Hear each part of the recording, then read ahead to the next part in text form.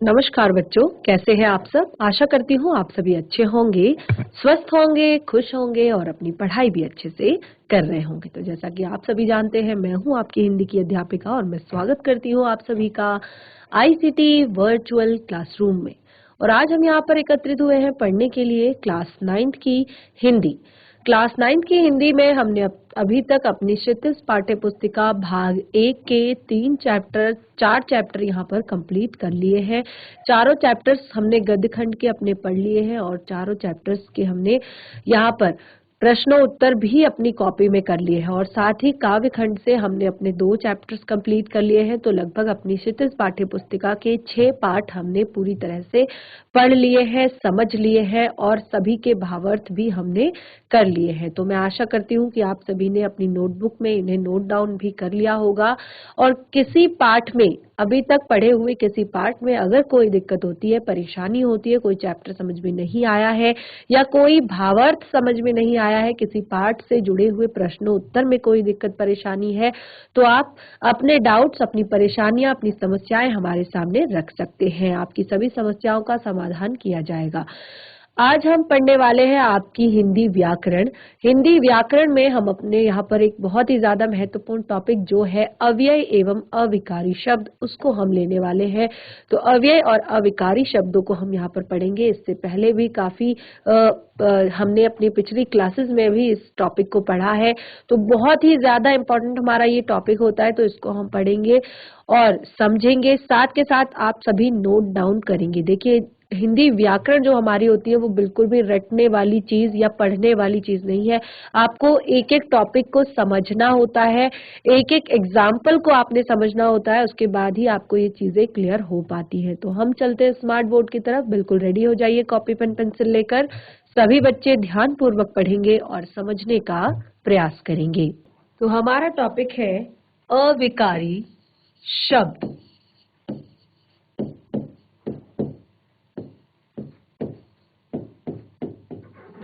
और अविकारी शब्दों को ही अव्यय शब्द कहा जाता है। अविकारी शब्दों को ही अव्यय शब्द कहा जाता है।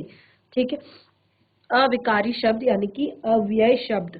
तो हम बहुत पहले से ही अपने इस टॉपिक को पढ़ रहे हैं, समझ रहे हैं और जब आप संज्ञा पढ़ते हैं तो शुरुआत में ही आपको ये सारे शब्द आपको यहाँ पर बताए जाते हैं। देखिए, क्योंकि हिंदी भाषा में अभी तक आप पढ़ चुके हैं कि हिंदी में जो व्याकरण की दृष्टि से भाषा में जो प्रयोग किए जाने वाले शब्द होते हैं उनके 2 भेद होते हैं। हमने यहाँ पर हिंदी में जब हमने यहाँ पर संज्ञा हमने शुरुआत में पढ़ी थी, तो संज्ञा में हमने यहाँ पर पढ़ा था कि जो हिंदी में 2 भेद होते हैं किसी भी भाषा की। तो कौन कौन से भेद होते हैं वो हम यहाँ पर एक बार देख लेते हैं। तो सबसे पहले हमने यहाँ पर पढ़ा था अविकारी शब्द और दूसरा हमने यहाँ पर पढ़ा था विकारी शब्द। ठीक है, हमने यहाँ पर पढ़ा विकारी शब्द और अविकारी शब्द। देखिए, विकारी शब्द क्या होते हैं? जो आपके विकारी शब्द, इनके अंतर्गत आते हैं संज्ञा,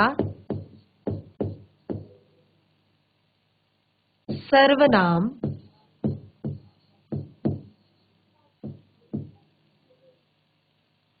विशेषण और क्रिया।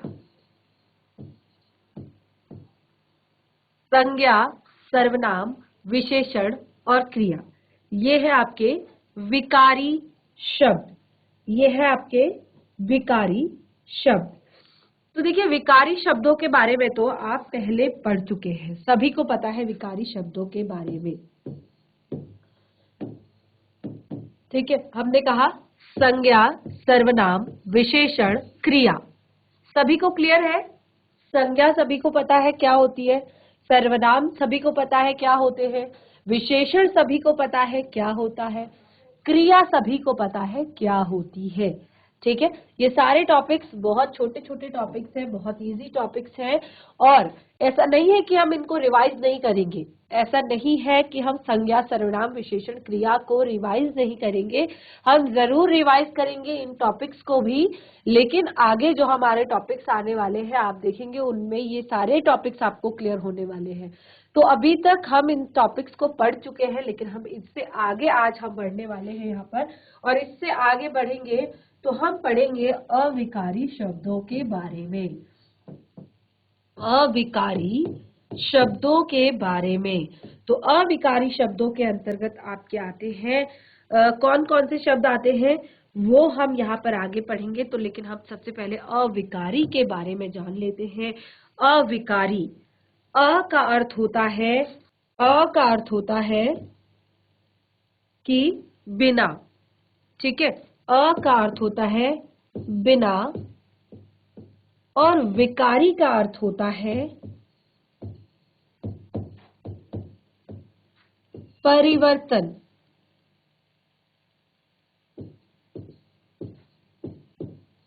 विकारी का अर्थ होता है परिवर्तन। तो विकारी शब्द यानी कि जो जिनके अंदर विकार आ जाते हैं, कोई भी परिवर्तन आ जाता है।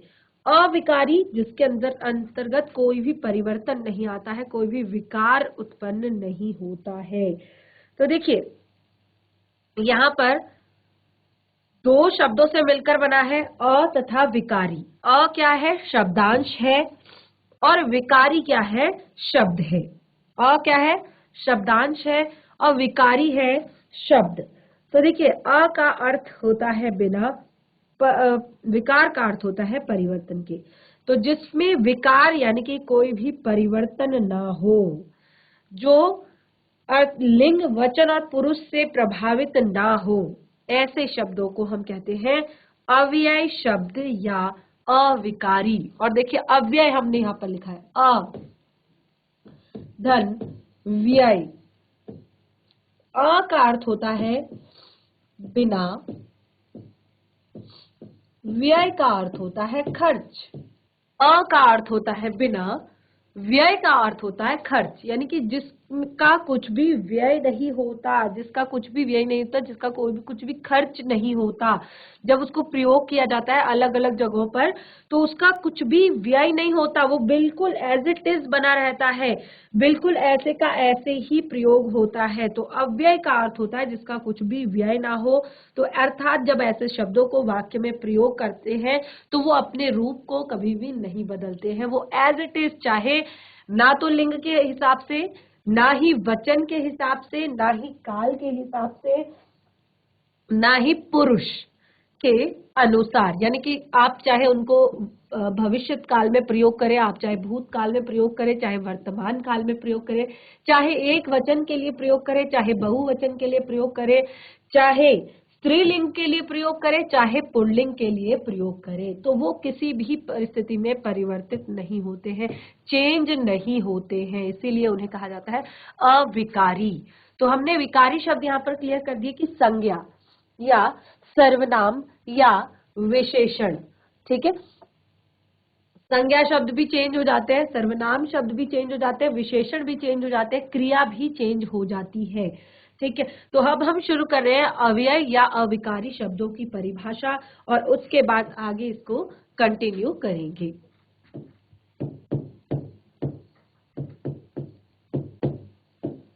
क्लियर हो गया सभी को अव्यय किसे कहते हैं? तो परिभाषा बहुत ही ज्यादा इजी है, बहुत ही ज्यादा सरल है, बिल्कुल भी कुछ भी नया नहीं लिखना है। जो आपको शब्द के अर्थ से समझ में आ रहा है, जो आपको शब्द के अर्थ से समझ में आ रहा है, देखिए यहाँ पे रटना नहीं है कुछ भी चीज, कोई भी चीज याद नहीं करनी कि अच्छा ये होता है, ये होता है, ये होता है, आपको याद नहीं करना है। आपने अगर पढ़ लिया कि अव्यय, तो अ का अर्थ होता है बिना, और व्यय का अर्थ होता है खर्च। इसी तरह से अविकारी, तो यहाँ पर अ का अर्थ होता है बिना, और विकारी का अर्थ होता है परिवर्तन। तो जहां पर आपको ये दो शब्द दिखाई देते हैं, वहां पर आपको कुछ भी रटना नहीं है कि इससे ये होता है, इससे ये होता है, इससे ये होता है। आपको चीजें दिमाग में बनाकर रखनी है और आपको वो सारी चीजें याद हो जाती हैं, वो सारी चीजें पूरी एक बार में समझ में आ जाती है। ठीक है, तो इसीलिए अब आपको क्या करना है, आपको सीधे सीधे परिभाषा बनानी है अपने तरीके से। कैसे, देखिए, जिन शब्दों में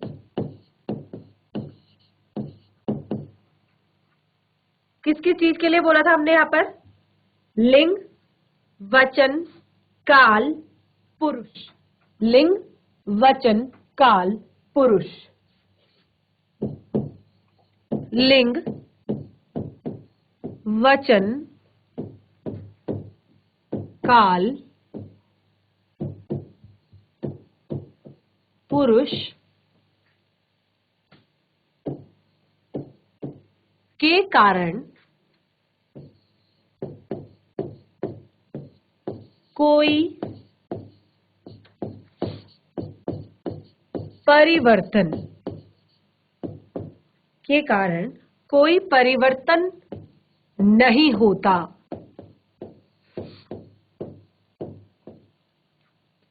उन्हें अविकारी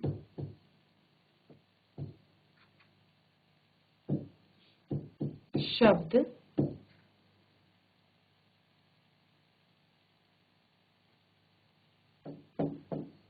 या अव्यय, देखिए ये भी साथ में लिख लीजिए क्योंकि कई बार केवल केवल अव्यय शब्द आता है और आप कंफ्यूज हो जाते हैं। ठीक है, तो दोनों शब्द आपने याद करने हैं।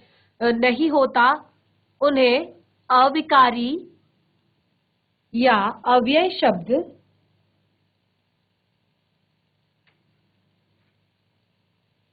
अव्यय शब्द कहा जाता है। क्लियर? उन्हें अविकारी शब्द या अव्यय शब्द कहा जाता है। तो जैसे कि हमने यहाँ पर बताया था आपको कि जो विकारी शब्द होते हैं, जो विकारी शब्द होते हैं वो संज्ञा, सर्वनाम, क्रिया, विशेषण, ये 4 शब्द आपके होते हैं। संज्ञा, सर्वनाम, क्रिया, विशेषण। ठीक है, तो हमने कहा कि विकारी, जिन शब्दों में लिंग, वचन, काल, पुरुष के कारण कोई परिवर्तन नहीं होता, उन्हें अविकारी शब्द या अव्यय शब्द कहते हैं। तो ये अव्यय के भेद, अब ये अव्यय शब्द कौन से होते हैं वो आप देख लीजिए। अव्यय या अविकारी शब्दों के भेद। ठीक है, अव्यय या अविकारी शब्दों के भेद। तो यहाँ पर विकारी शब्द जो है वो 4 है, संज्ञा, सर्वनाम, क्रिया, विशेषण। इनमें विकार आ जाता है, ये अपने आप को परिवर्तित कर लेते हैं लिंग के अनुसार, वचन के अनुसार, काल के अनुसार, आदि आदि। ठीक है, तो यहाँ पर ये शब्द है जिनमें परिवर्तन नहीं होता, वो है क्रिया, विशेषण। बहुत ही लेंथी टॉपिक है और बहुत ही ज्यादा इंटरेस्टिंग है, बहुत ही ज्यादा महत्वपूर्ण है। सारी चीजें आपको एक एक करके यहाँ पे समझने को मिलेंगी। सबसे पहला टॉपिक है क्रिया विशेषण, उसके बाद आता है दूसरा संबंध बोधक, उसके बाद नंबर 3 समुच्चय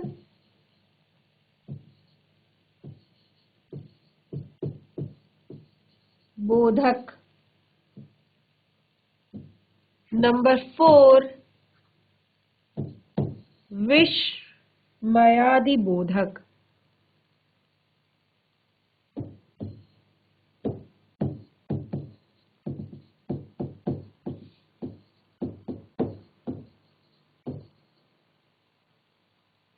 और नंबर 5 आता है हमारा निपात।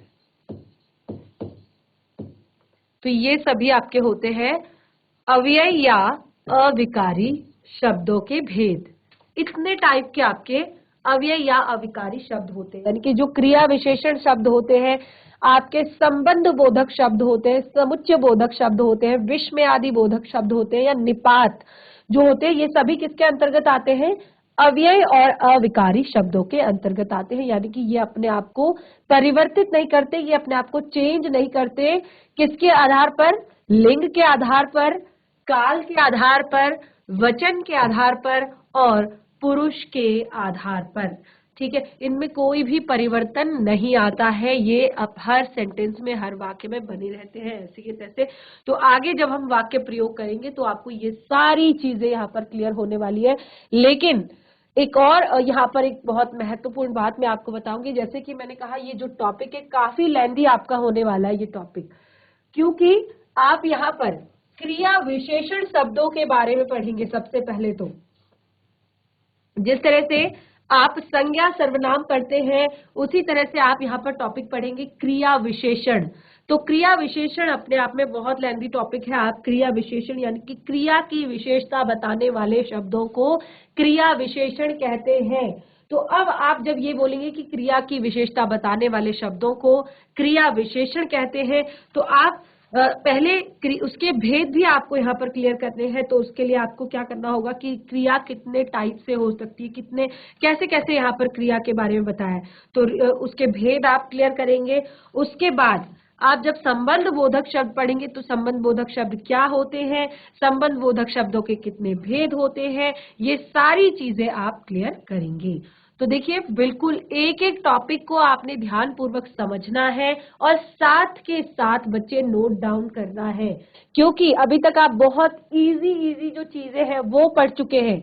ये चीजें बहुत ही इजी, बहुत ही सरल है, आप छोटी क्लासेस से पढ़ते आ रहे हैं कि संज्ञा किसे कहते हैं, किसी व्यक्ति, वस्तु, स्थान, प्राणी अथवा भाव के नाम को संज्ञा कहते हैं। संज्ञा के भेद भी आप सभी को क्लियर होंगे।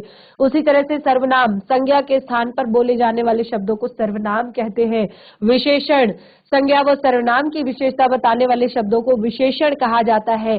किसी काम के करने या होने का बोध कराने वाले शब्दों को क्रिया कहा जाता है।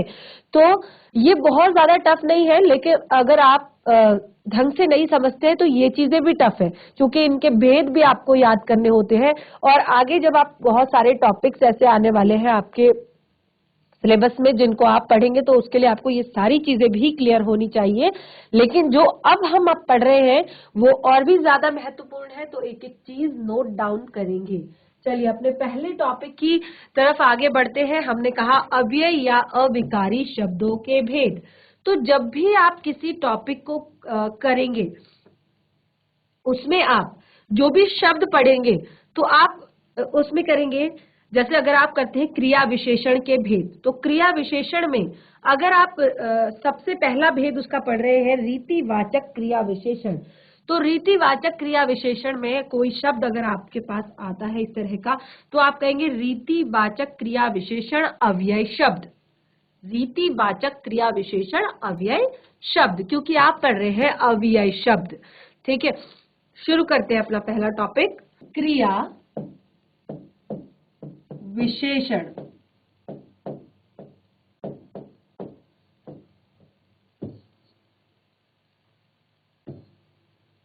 क्रिया विशेषण, तो क्रिया विशेषण जो हमारा टॉपिक है, सबसे पहले देखिए, अब मैं यहाँ पर आपके कुछ वाक्य लिखूंगी सबसे पहले, और उन्हीं वाक्यों से हम छाटेंगे कि क्रिया विशेषण क्या है।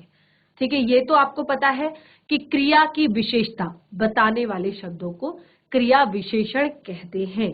तो वाक्य कुछ लिखे जाएंगे यहाँ पर और उसके बाद आप बताएंगे कि इसमें क्रिया विशेषण क्या है। आयुष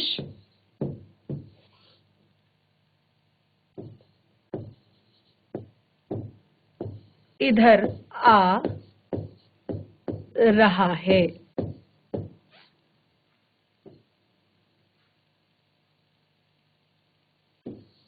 मदन अधिक बोलता है। नेहा प्रतिदिन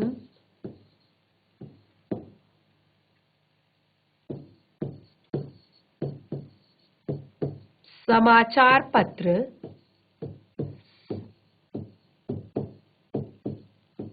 पढ़ती है।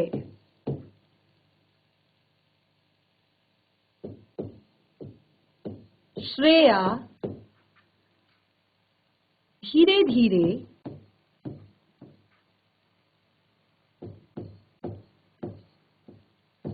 लिख रही है। ठीक है, ये कुछ सेंटेंसेस, कुछ वाक्य हमने यहाँ पर लिखे हैं और आपको बताना है क्रिया विशेषण। तो सबसे पहले हम वाक्य पढ़ेंगे, आयुष इधर आ रहा है। तो आयुष आ रहा है, ये क्या है आपका? आयुष करता है, आ रहा है क्रिया है। ठीक है, इसी तरह से मदन बोलता है, मदन करता है, बोलता है क्रिया है। नेहा समाचार पत्र पढ़ती है, तो नेहा करता है, समाचार पत्र कर्म है, पढ़ती है क्रिया है। ठीक है, श्रेया लिख रही है, श्रेया लिख रही है, श्रेया आपका करता है, लिख रही है आपका क्रिया है। और हमने कहा क्रिया की विशेषता बताने वाले शब्द। तो यहां पर देखिए, आयुष इधर आ रहा है, अगर सिर्फ आयुष इधर आ रहा है तो वो क्रिया है, तो काम यहां पर आपको क्लियर हो रहा है, बताया जा रहा है। लेकिन उसकी विशेषता क्या है कि वो इधर आ रहा है। इसी तरह से मदन बोलता है, ठीक है बोलता है, लेकिन अधिक बोलता है, ये उसकी विशेषता है, अधिक बोलता है। नेहा समाचार पत्र पढ़ती है, हर कोई पढ़ता है, लेकिन प्रतिदिन, ये विशेषता है कि वो प्रतिदिन समाचार पत्र पढ़ती है। श्रेया लिख रही है, सभी बच्चे लिख रहे हैं, लेकिन श्रेया क्या कर रही है? धीरे धीरे लिख रही है, ये उसके कार्य की विशेषता है।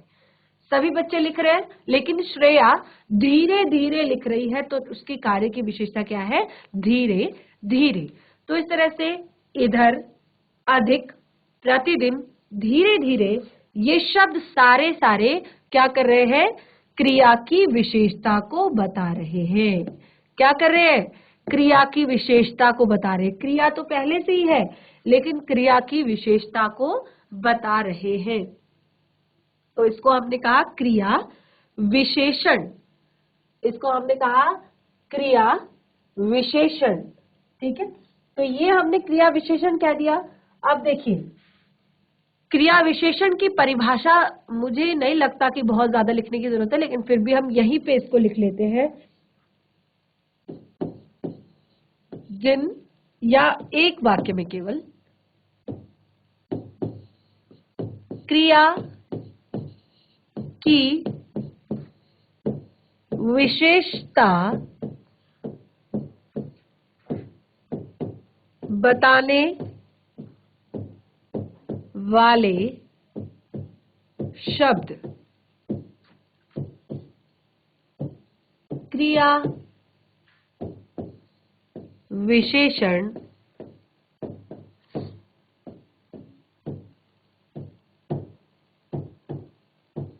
कहलाते हैं। क्रिया की विशेषता बताने वाले शब्द क्रिया विशेषण कहलाते हैं। क्लियर सभी को? सभी को क्लियर हो गई चीजें? नोट डाउन करते रहेंगे साथ साथ। अब हमने यहां पर कहा कि जो क्रिया है वो एक तरह से तो होती नहीं है, ठीक है, कहीं पर आपको तरीका बताना होता है। जैसे हमने कहा कि श्रेया धीरे धीरे लिख रही है, तो ये तरीका बताया जा रहा है कि वो धीरे धीरे लिख रही है। मदन अधिक बोलता है, यहाँ पे हमें परिमाण बताया जा रहा है कि वो कम बोलता है कि ज्यादा बोलता है। ठीक है, इसी तरह से यहाँ पर हमने कहा कि आयुष इधर आ रहा है, आयुष इधर आ रहा है, तो ये एक दिशा को निर्धारित कर रहा है, तो इसको हम अलग से दर्शाएंगे। तो अलग अलग तरीके से यहाँ पर हमने शब्द अलग अलग तरीके के देखे, तो उसी के आधार पर हमने क्रिया के भेद यहाँ पर बनाए, क्रिया विशेषण के। तो क्रिया विशेषण के 4 भेद, क्रिया विशेषण के भेद, क्रिया विशेषण के भेद। तो क्रिया विशेषण के 4 भेद होते हैं, ठीक है।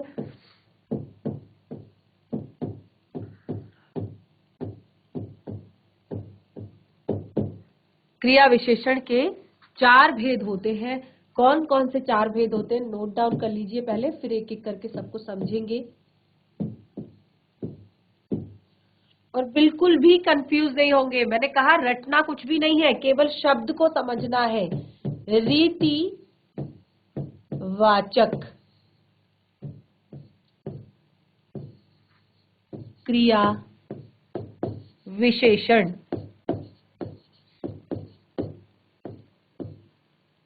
ठीक है। इसी तरह से काल वाचक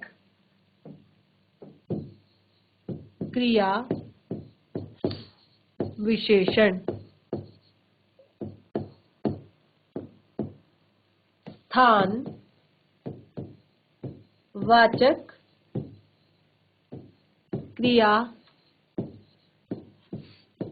विशेषण।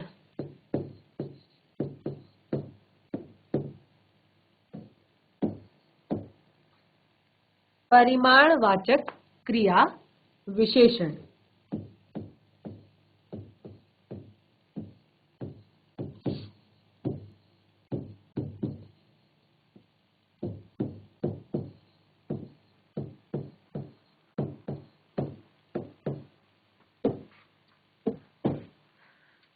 चारों पॉइंट्स हमने यहाँ पे लिख दिए। रीतिवाचक क्रिया विशेषण, कालवाचक क्रिया विशेषण, स्थानवाचक क्रिया विशेषण, परिमाणवाचक क्रिया विशेषण।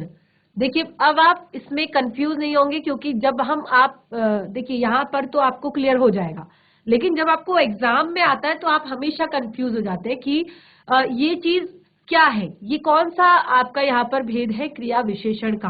क्योंकि अगर आपको कोई प्रश्न दिया जाएगा तो आप वहां पे कंफ्यूज हो जाते हैं, सिर्फ इसलिए क्योंकि आप रटते हैं। आप ये समझ लेते हैं कि ये क्रिया विशेषण है, आप नहीं समझते कि कौन सा है, क्यों है। तो देखिए पहला पॉइंट आप देखिए, रटना नहीं है कुछ भी चीज, केवल शब्द को समझेंगे तो आपको क्लियर हो जाएगा कि ये कौन सा है। रीति, रीति वाचक, रीति अर्थात विधि या तरीका। रीति का अर्थ होता है विधि या तरीका। वाचक अर्थात बताने वाला, वाचक अर्थात बताने वाला।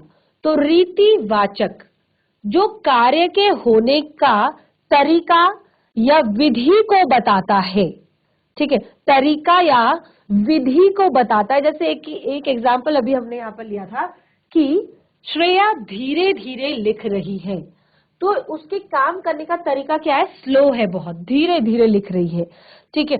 तो ऐसे शब्द जैसे घोड़ा तेज दौड़ता है, तो वो कैसे, घोड़ा कैसे दौड़ रहा है, तेज दौड़ रहा है। रीतिवाचक, रीति अर्थात रीति विधि या तरीका, उसके नीचे बिल्कुल लिख लीजिए विधि या तरीका, विधि या तरीका काम करने का, ठीक है। तो रीतिवाचक क्रिया विशेषण जो काम करने की विधि को बताता है, तरीके को बताता है, उसको कहते हैं रीतिवाचक।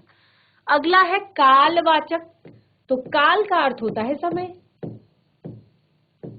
ठीक है। काल का अर्थ क्या होता है, समय। वाचक बताने वाला, समय को बताने, क्रिया के होने के समय को बताने वाला कालवाचक क्रिया विशेषण। साथ में अगला है हमारा स्थानवाचक, ठीक है। स्थानवाचक में क्रिया के होने का स्थान, जहां पर बताया जाता है कि यहाँ बैठिए, ऊपर चलिए, चारों ओर देखिए, तो ये क्या है, स्थान, ठीक है। इसी तरह से अगला है परिमाण। तो परिमाण का अर्थ होता है मात्रा, परिमाण का अर्थ होता है मात्रा। तो जहां पर क्रिया के होने की मात्रा के विषय में बताया जाता है कि क्रिया जो है वो अधिकता में हुई है या न्यूनता में हुई है, क्रिया की अधिकता या न्यूनता यानी कम या ज्यादा को दर्शाता है, तो उसको कहते हैं परिमाण वाचक, ठीक है, तो अब रटने की कोई जरूरत नहीं है कहीं पर भी। रीति अर्थात विधि या तरीका, काल अर्थात समय, स्थान का आपको पता ही है, स्थान, परिमाण का मात्रा। एक एक करके सभी की परिभाषा लिखेंगे, साथ ही सभी के एग्जाम्पल्स लिखेंगे और उनसे आपको ये सारे डाउट्स क्लियर हो जाएंगे बिल्कुल एक बार में। तो सबसे पहला टॉपिक लेंगे हम अपना रीतिवाचक क्रिया विशेषण। रीतिवाचक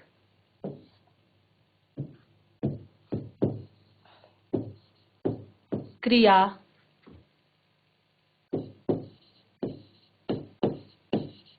विशेषण, और साथ के साथ नोट डाउन करते रहेंगे, जहां पे कोई भी डाउट हो, समझ में ना आए कोई चीज तो पूछ सकते हैं। जिन क्रिया विशेषण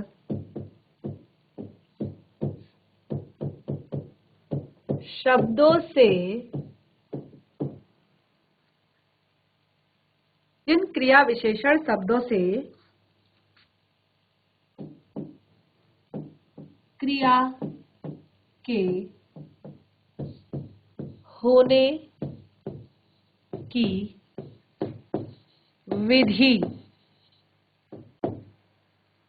विधि या रीति, वही तरीका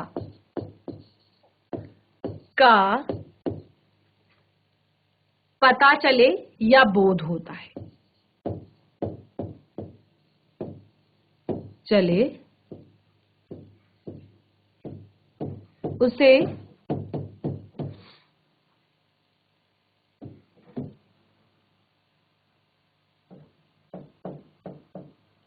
रीतिवाचक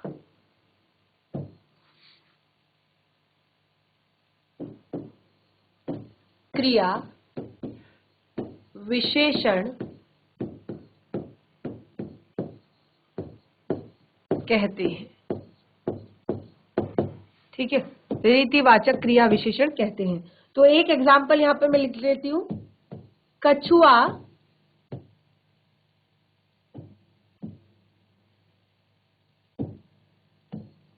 धीरे धीरे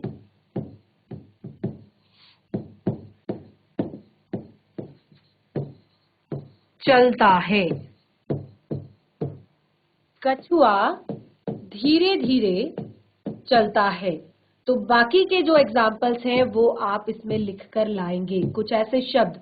इस पर और स्टडी करेंगे, इसको और पढ़ेंगे और उसके बाद इस तरह के कुछ और एग्जाम्पल आप लिखकर लेकर आएंगे। ये आपका होमवर्क है, क्योंकि आप पहले की सारी चीजें पढ़ेंगे और उसके बाद इसमें कुछ और एग्जाम्पल लिखकर लाएंगे इसी तरह के, जो क्रिया के होने की विधि या रीति के बारे में बता। तो बच्चों, आज के टॉपिक में हमने यहाँ पर अव्यय शब्द और अविकारी शब्दों की परिभाषा को समझा, उनके भेदों को जाना, और हम इन भेदों को आगे अपने अगले सेशंस में डिस्क्राइब करेंगे, आगे पढ़ेंगे। और आज जितना भी पढ़ा है अव्यय शब्दों के बारे में, इसको आप घर पर जरूर रिवाइज करें। जो कुछ भी आपको होमवर्क यहाँ पर दिया गया है उस होमवर्क को करें, और अभी तक जो भी पढ़ाया है उसमें जो कुछ भी समझ में नहीं आया है, आप नेक्स्ट सेशन में सबसे पहले अपने डाउट्स क्लियर करें, उसके बाद हम टॉपिक को कंटिन्यू करेंगे। तो आज का सेशन हमारा यहीं पे समाप्त होता है। हम मिलेंगे अपने नेक्स्ट सेशन में, तब तक के लिए धन्यवाद। आपका दिन शुभ हो।